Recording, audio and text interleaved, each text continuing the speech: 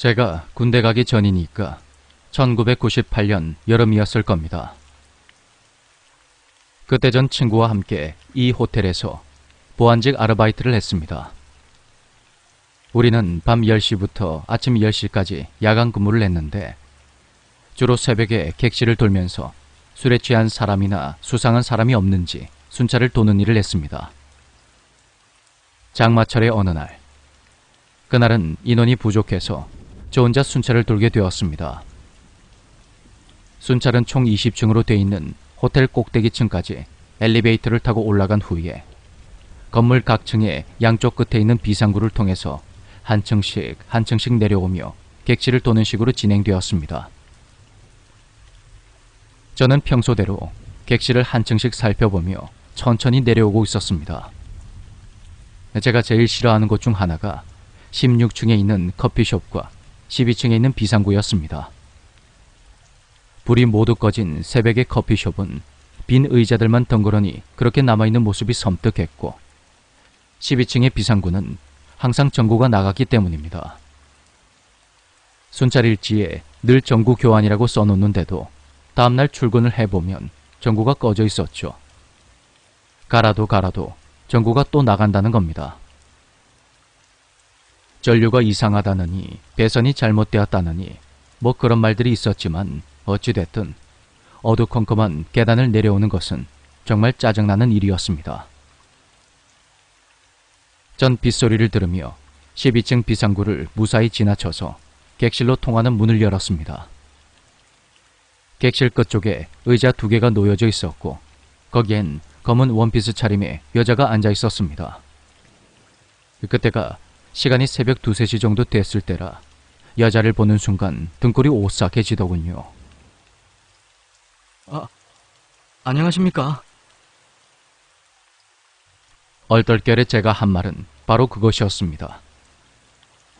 여자는 제 넥타이가 달린 쪽을 지그시 바라볼 뿐 아무 말이 없었죠. 내 눈을 쳐다보지 않는 게 왠지 더 무서웠습니다. 그렇게 몸을 돌려서 걸어가는데 다리가 후들거렸습니다. 이 호텔의 구조 자체가 직선이 아닌 안쪽으로 조금 휘어져 있는 구조라 모서리만 돌아가면 그 여자의 시선으로부터 벗어날 수가 있었습니다. 모서리까지 걸어가는 그 순간이 그렇게 길게 느껴진 적은 처음이었습니다. 그렇게 모서리를 돌아간 후에 멈춰서서 조심스레 여자가 앉아있던 곳을 바라봤는데 순간 욕이 나오더군요. 그 사이에 여자가 사라져버린 겁니다. 새벽의 객실은 외부와 완전히 차단된 상태라서 문을 여는 소리랄지 발자국 소리가 그대로 다 들려옵니다. 하지만 여자는 아무런 소리도 없이 순식간에 사라져버렸습니다.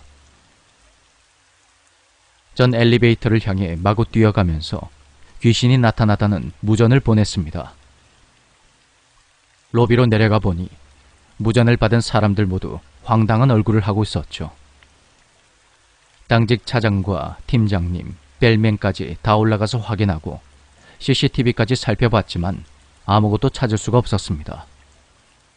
상황이 그렇게 되자 제가 영락없는 겁쟁이로 낙인 찍힐 판이었습니다. 진짜 이 두 눈으로 똑똑히 봤는데 답답할 따름이었죠. 그런데 1시간 정도 후에 당직 차장님께서 저를 살짝 부르시더니 진짜로 봤냐? 진짜 검은색 원피스가 맞더냐? 그리 물으시는 겁니다. 진짜 본 것이 확실하다는 제 대답에 잠시 무언가를 생각하시던 차장님이 이런 말씀을 하셨습니다. 3년 전에 호텔에서 자살한 여자가 있었다고 합니다.